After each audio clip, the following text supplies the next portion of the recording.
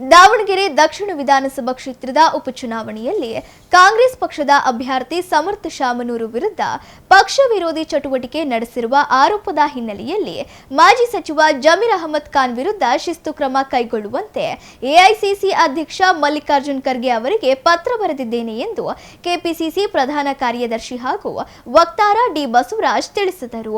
ಸುದ್ದಿಗೋಷ್ಠಿಯಲ್ಲಿ ಮಾತನಾಡಿದ ಅವರು, ಉಪಚುನಾವಣೆ ನಂತರ ವೈರಲ್ ಆಗಿರುವ ಆಡಿಯೋ ಸಂಭಾಷಣೆಯಲ್ಲಿ ಜಮೀರ್ ಅಹಮದ್ ಖಾನ್ ಅವರು ತಮ್ಮ ಬೆಂಬಲಿಗರೊಂದಿಗೆ ಮಾತನಾಡುತ್ತಾ ಕಾಂಗ್ರೆಸ್ ಅಭ್ಯರ್ಥಿಗೆ ಮುಸ್ಲಿಂ ಮತಗಳು ಬೀಳಬಾರದು ಹಾಗೂ ಕಾಂಗ್ರೆಸ್ ಮತಗಳು ಕಡಿಮೆಯಾಗಬೇಕು ಎಂದು ಸೂಚಿಸಿರುವುದು ಕೇಳಿಬಂದಿದೆ. ಅಲ್ಲದೆ ಕಾಂಗ್ರೆಸ್ ಅಭ್ಯರ್ಥಿಯ ಬದಲಿಗೆ ಪಕ್ಷೇತರ ಅಥವಾ ಇತರೆ ಸಂಘಟನೆ ಬೆಂಬಲಿತ ಅಭ್ಯರ್ಥಿಗೆ ಮತ ಚಲಾಯಿಸುವಂತೆ ಅಲ್ಪಸಂಖ್ಯಾತ ಸಮುದಾಯವನ್ನು ಪ್ರಚೋದಿಸಿರುವ ಆರೋಪವು ಮಾಡಲಾಗಿದೆ ಎಂದರು. ಜಮೀರ್ ಪಕ್ಷದ ಹಿರಿಯ ನಾಯಕರಾಗಿದ್ದು ಸಚಿವರಾಗಿ ಕಾರ್ಯನಿರ್ವಹಿಸಿದವರು. ಪಕ್ಷದ ಅಧಿಕೃತ ಅಭ್ಯರ್ಥಿಯ ಸೋಲಿಗೆ ಕಾರಣವಾಗುವ ರೀತಿಯಲ್ಲಿ ನಡೆದುಕೊಂಡಿರುವುದು ತಳಮಟ್ಟದ ಕಾರ್ಯಕರ್ತರಲ್ಲಿ ತೀವ್ರ ನಿರಾಶೆ ಮತ್ತು ಆಕ್ರೋಶಕ್ಕೆ ಕಾರಣವಾಗಿದೆ. ಇದು ಪಕ್ಷದ ಶಿಸ್ತು ಹಾಗೂ ಸಿದ್ಧಾಂತಗಳಿಗೆ ವಿರುದ್ಧವಾದ ನಡೆ ಎಂದ ಅವರು, ವೈರಲ್ ಆಗಿರುವ ಆಡಿಯೋ ಸಂಭಾಷಣೆಯ ಸತ್ಯಾಸತ್ಯತೆಯನ್ನು ಪರಿಶೀಲಿಸಿ ಪಕ್ಷದ ಘನತೆಗೆ ಧಕ್ಕೆ ತಂದಿರುವ ಹಾಗೂ ಪಕ್ಷ ವಿರೋಧಿ ಚಟುವಟಿಕೆಯಲ್ಲಿ ತೊಡಗಿರುವ ಆರೋಪದ ಕುರಿತು ಸಮಗ್ರ ತನಿಖೆ ನಡೆಸಬೇಕು. ತಪ್ಪು ಸಾಬೀತಾದಲ್ಲಿ ಜಮೀರ್ ಅಹಮದ್ ಖಾನ್ ವಿರುದ್ಧ ಶಿಸ್ತು ಸಮಿತಿಯ ಮೂಲಕ ಸೂಕ್ತ ಕಾನೂನು ಹಾಗೂ ಸಂಘಟನಾ ಕ್ರಮ ಕೈಗೊಳ್ಳಬೇಕು ಎಂದು ಆಗ್ರಹಿಸಿದರು. ಸುದ್ದಿಗೋಷ್ಠಿಯಲ್ಲಿ ಮಾಜಿ ಮೇಯರ್ ಚಮನ್ ಸಾಬ್, ನಾಗಭೂಷಣ್, ಸುರೇಶ್, ಜಾಕಿರ್ ಅಲಿ ಇದ್ದರು.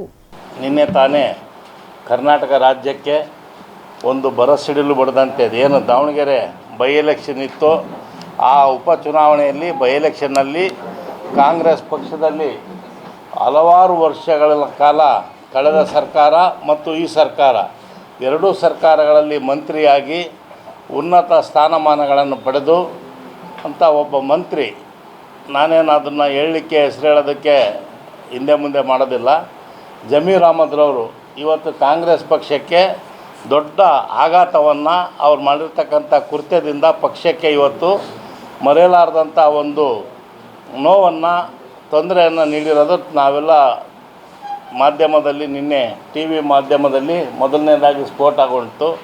ಆನಂತರ ಇವತ್ತು ಮುದ್ರಣ ಮಾಧ್ಯಮದಲ್ಲೂ ಸಮೇತ ನ್ಯಾಷನಲ್ ನ್ಯೂಸ್ ಆಗಿದೆ. ಡೆಲ್ಲಿಯಿಂದ ಸಮೇತ ನಾನು ಬೆಳಗ್ಗೆ ಫೋನ್ ಮಾಡಿದರು, ಏನಿದು ಇಲ್ಲಿ ಇಂಗ್ಲೀಷ್ ಪತ್ರಿಕೆಗಳಲ್ಲಿ ಇಲ್ಲೆಲ್ಲ ಬಂದಿದೆ ಅಂತ ಹೇಳ್ತಾಯಿದ್ರು. ಕಾರಣ ಇಷ್ಟೇ, ನಾವು ಕಳೆದ ಒಂದು ದಾವಣಗೆರೆ ಉಪಚುನಾವಣೆ ಸಂದರ್ಭದಲ್ಲಿ ನಾನು, ನಮ್ಮ ಸ್ನೇಹಿತರುಗಳು ಚಮನ್ ಸಾಹೇಬ್ ಇರ್ಬೋದು, ನಾಗಭೂಷಣ್ ಇರ್ಬೋದು, ನಾವೆಲ್ಲರೂ ಹಲವಾರು ಪ್ರೆಸ್ ಮೀಟ್ಗಳನ್ನು ಮಾಡಿದ್ವಿ. ಟಿಕೆಟಿನ ವಿಚಾರ ಬಂದಾಗ ಯಾರು ಸಾವಿನ ಮನೆಯಲ್ಲಿ ಇರ್ತಾರೋ ಸಾವಿನ ಮನೆಯೊಡನೆ ಕಾಂಗ್ರೆಸ್ ಪಕ್ಷ ಯಾವತ್ತೂ ಸಂಘರ್ಷ ಮಾಡಿಲ್ಲ. ಸಹಾನುಭೂತಿಯಿಂದ ಅವ್ರಿಗೆ ಟಿಕೆಟನ್ನು ನೀಡಿದ್ದೇವೆ.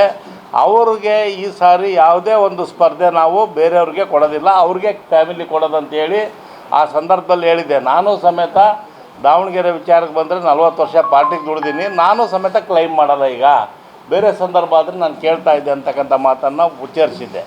ಇವತ್ತು ನಾನು ಇಷ್ಟೇ ಹೇಳೋದು, ಅಷ್ಟೆಲ್ಲ ಮಾಡಿ ನಮ್ಮ ಮುಖ್ಯಮಂತ್ರಿಗಳು, ನಮ್ಮ ಪಾರ್ಟಿ ಅಧ್ಯಕ್ಷರು ಸಿದ್ದರಾಮಯ್ಯನವರು, ಡಿ ಕೆ ಶಿವಕುಮಾರ್ ಎಲ್ಲರೂ ಸೇರಿ ಮುಸ್ಲಿಂ ನಾಯಕರೊಡನೆ ಮೀಟಿಂಗ್ ಮಾಡಿ ಒಂದು ಟಿಕೆಟ್ ಫೈನಲ್ ಮಾಡಿದ್ರು. ಲಾಸ್ಟ್ ಟೈಮು ಫೈನಲ್ ಮಾಡೋದ್ರ ಜೊತೆಗೆ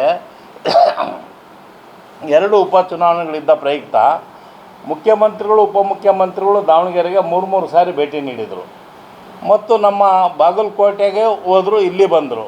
ಮತ್ತು ಸಚಿವರಂತೂ ಅಲ್ಲೊಂದು 15 ಜನ, ಇಲ್ಲೊಂದು 15 ಜನ, 30 ಜನ ಸಚಿವರು ಹಂಚ್ಕೊಂಡು ಕಂಟಿನ್ಯೂಸ್ ಆಗಿ ನಮ್ಮ ನಾಯಕರುಗಳು, ರಾಷ್ಟ್ರ ಮಟ್ಟದ ನಾಯಕರು, ಕರ್ನಾಟಕದ incharge Randeep Singh Surjewala, general secretary Karnataka incharge, Abhishek Dutta secretary Karnataka incharge, ಇವರೆಲ್ಲ ದಾವಣಗೆರೆಗೆ ಮೊಕ್ಕಾಂ ಮಾಡಿ 3-4 ಸಭೆಗಳನ್ನು ಮಾಡಿ ಚುನಾವಣೆಯನ್ನು ಭಾಳ ವ್ಯವಸ್ಥಿತವಾಗಿ ಮಾಡಿದ್ವಿ. ವ್ಯವಸ್ಥಿತವಾಗಿ ಚುನಾವಣೆ ಮಾಡಿದರೂ ರಿಸಲ್ಟ್ ಬರೋ ದಿನ ನಾವು 8-9ನೇ ರೌಂಡ್ ಮಟ್ಟ ನಾವು ಹಿಂದೆ ಇದ್ವಿ. ನಮಗೆ ಆಘಾತ ಆಗಿತ್ತು ಚುನಾವಣೆ ಎಣಿಕೆ ಆಗಬೇಕಾದ್ರೆ. ಆನಂತರ ನೋಡಿದರೆ ನಾವು ಟೋಟಲ್ ರಿಸಲ್ಟಲ್ಲಿ ಮಿನಿಮಮ್ ಅಂದರೆ ಒಂದು 25,000 ಲೀಡಲ್ಲಿ ನಾವು ಗೆಲ್ತೀವಿ ಅಂತ ನಾವು ಭಾಳ ಆಶಾಭಾವನೆಯಿಂದ ಇದ್ವಿ. ಆದರೆ ಒಬ್ಬ ಮಡಿಕೇರಿಯಿಂದ ಬಂದಂಥ SDIP ಕ್ಯಾಂಡಿಡೇಟ್, ಆತನಿಗೆ ಈ ಊರಿಗೆ ಬರೋಕ್ಕೆ ಪಾಪ ಆರ್ಥಿಕ ವ್ಯವಸ್ಥೆ ಇಲ್ಲ, ಅಲ್ಲಿ ಇಲ್ಲಿ ಇಸ್ಕೊಂಡು ಆತ ಊರಿಗೆ ಬಂದಿದ್ದ ದಾವಣಗೆರೆಗೆ. ಅಂಥ ವ್ಯಕ್ತಿ 2,000 ಮನೆಗೆ ಹಂಚ್ತಕ್ಕಂಥದ್ದನ್ನು ನಮ್ಮ ಕಾರ್ಯಕರ್ತರು ಬಂದು ಹೇಳಿದರು ನಮಗೆ. ಆಮೇಲೆ ಕೋಟ್ಯಾಂತರ ರೂಪಾಯಿ ಆತ ಬಿಡುಗಡೆ ಚುನಾವಣೆ ದಿನ ಹರಿಸಿದ್ರು. ಇವನ್ನೆಲ್ಲ ಕೇಳಿ ನಾವು ಆಶ್ಚರ್ಯ ಆಯ್ತಿದ್ರಿಂದ ಏನೋ ಇದೆ ಷಡ್ಯಂತ್ರ ಇರಬೇಕು ಅಂತ ನಾವು ಅವತ್ತೇ ಅನುಮಾನ ಪಟ್ಟಿದ್ವಿ. ಅದ್ರ ಬಗ್ಗೆ ಪ್ರತಿಕ್ರಿಯೆ ಸಮೇತ ನೀಡಿದ್ವಿ. ಇವತ್ತು ನೋಡಿದರೆ ಈ ರಿಸಲ್ಟ್ ಬಂದ ಮೇಲೆ ಒಂದು ವೈರಲ್ ಆಗಿರ್ತಕ್ಕಂಥ ವಿಡಿಯೋ ನೋಡಿದರೆ ಇದು ಪಕ್ಕಾ ನಮ್ಮ ಪಕ್ಷದ ವಿರುದ್ಧ. ಕಾಂಗ್ರೆಸ್ ಅಂದರೆ ನಾವು ತಾಯಿನ ಪ್ರೀತಿ ಮಾಡ್ದಂಗೆ ಮಾಡ್ತೀವಿ. ನಮಗೆ ಎತ್ತ ತಾಯಿನೂ ಒಂದೇ, ಕಾಂಗ್ರೆಸ್ ಪಾರ್ಟಿನೂ ಒಂದೇ. ಈ ಎತ್ತ ತಾಯಿಗೆ ಲಾಡಿ ಹುಚ್ಚ ಕೆಲಸ ಮಾಡಿರ್ತಕ್ಕಂಥವ್ರು ಯಾರು ಅನ್ನೋದು ಇವತ್ತು ಜಗಜ್ಜಾಹೀರಾಗಿದೆ. ಇವತ್ತು ನಾವು ತಾಯಿಯ ಒಂದು ಗೌರವ, ತಾಯಿಗೇನು ಗೌರವ ಕೊಡ್ತೀವೋ, ತಾಯಿಗೇನು ಪ್ರೀತಿ ಕೊಡ್ತೀವೋ, ತಾಯಿಗೇನು ಭಕ್ತಿಯಿಂದ ನೋಡ್ತೀವೋ, ಆ ರೀತಿ ಕಾಂಗ್ರೆಸ್ ಪಕ್ಷನೇ ಒಂದು ದೇಗುಲ, ಅಲ್ಲಿರ್ತಕ್ಕಂಥ ಪಕ್ಷನೇ ನಮ್ಮ ತಾಯಿ ಅಂತ ನಾವು ಭಾವಿಸಿದ್ದೀವಿ. ಇಂಥ ಪಕ್ಷಕ್ಕೆ ಇವತ್ತು ದ್ರೋಹ ಮಾಡಿರ್ತಕ್ಕಂಥದ್ದು ಯಾರು ಅನ್ನೋದು ಇವತ್ತು ಏನು ವಿಧಿ ಆಟ. ಯಾರಾದರೂ ತಪ್ಪು ಮಾಡಿದರೆ ನಮ್ಮ ಕರ್ಮ ನಮ್ಮನ್ನು ಬಿಡೋದಿಲ್ಲ. ಆಟೋಮೆಟಿಕ್ ಯಾವ್ದಾರ ರೂಪಲ್ಲಿ ಹೊರಗೆ ಬರ್ತೈತಿ. ಅದು ಯಾರು ಮಾಡ್ಯಾರೆ, ಏನು ಮಾಡಿದಾರೆ, ಅದು ಎರಡನೇ ಇದು. ಇವತ್ತು ಇನ್ನೊಂದು ಏನಾಗ್ಬಿಟ್ಟಿದೆ ಅಂದರೆ, ಸೈಂಟಿಫಿಕ್ ವೈಜ್ಞಾನಿಕವಾಗಿ ನಾವು ಎಷ್ಟು ಬೆಳಿತೀವೋ ಅದ್ರ ಉಪಯೋಗ ಪಡಬೇಕಿನ್ನ ಅದ್ರ ದುರುಪಯೋಗ ಮಾಡಬಾರ್ದು. ಇವತ್ತೊಬ್ಬ ಕಳ್ತನ ಮಾಡಿ ಅದು ಏ ಸೃಷ್ಟಿ ಅಂತ ಹೇಳಕತ್ಬಿಟ್ಟಾರೆ. ಈಗ ಏನು ಮಾಡಿದ್ರು ಇವತ್ತು ಆರ್ಟಿಫಿಷಿಯಲ್ ಇಂಟೆಲಿಜೆನ್ಸಿಂದ ಮಾಡಿದ್ದಾರೆ ಅಂತ ಹೇಳ್ತಾ ಇದ್ದಾರೆ. ಯಾಕಂದರೆ ಅವೆಲ್ಲದಕ್ಕೂ ಏನು ಯೂಸ್ ಮಾಡಬಾರ್ದು. ಇವತ್ತು ಯಾರು ತಪ್ಪು ಮಾಡಿದ್ದಾರೆ, ಉಪ್ಪು ತಿಂದಿರೋರು ನೀರು ಕುಡಿಲೇಬೇಕು.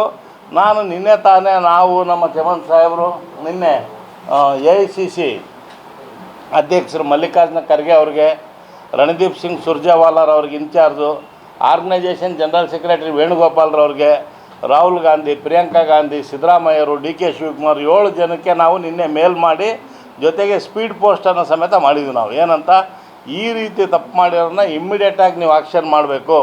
ಇಲ್ಲಾಂದರೆ ನಿಷ್ಠಾವಂತ ಕಾರ್ಯಕರ್ತರಿಗೆ, ಪ್ರಾಮಾಣಿಕವಾಗಿ ಕೆಲಸ ಮಾಡ್ತಕ್ಕಂಥವ್ರಿಗೆ ಅನ್ಯಾಯ ಆಗುತ್ತೆ. ಯಾವುದೇ ಕಾರಣಕ್ಕೂ ನೀವು ಇದ್ರ ಬಗ್ಗೆ ಇಮ್ಮಿಡಿಯೇಟ್ ಆಕ್ಷನ್, ರ್ಯಾಪಿಡ್ ಆಕ್ಷನ್ ತೊಗೋಬೇಕಂತ ನಾವು ನಿನ್ನೆ ಮೇಲ್ ಮಾಡಿ ಒತ್ತಾಯ ಮಾಡಿದ್ದೀವಿ.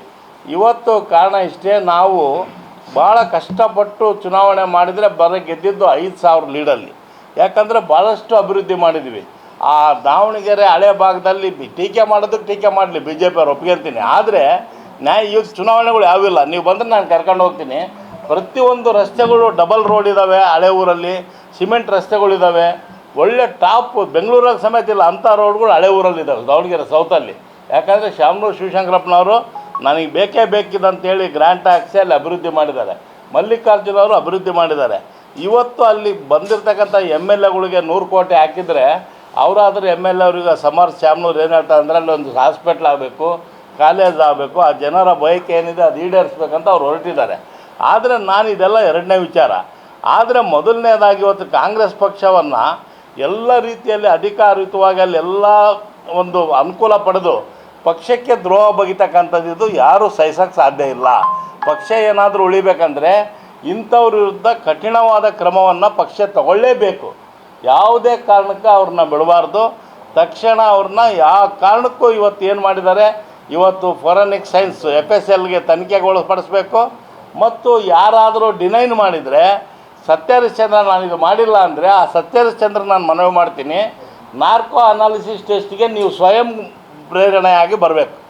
ಮಂಪರ್ ಪರೀಕ್ಷೆಗೆ ನಾನು ರೆಡಿ ಅಂತ ಹೇಳಬೇಕು, ನೀವು ತಪ್ಪು ಮಾಡಿಲ್ಲ ಅಂದರೆ.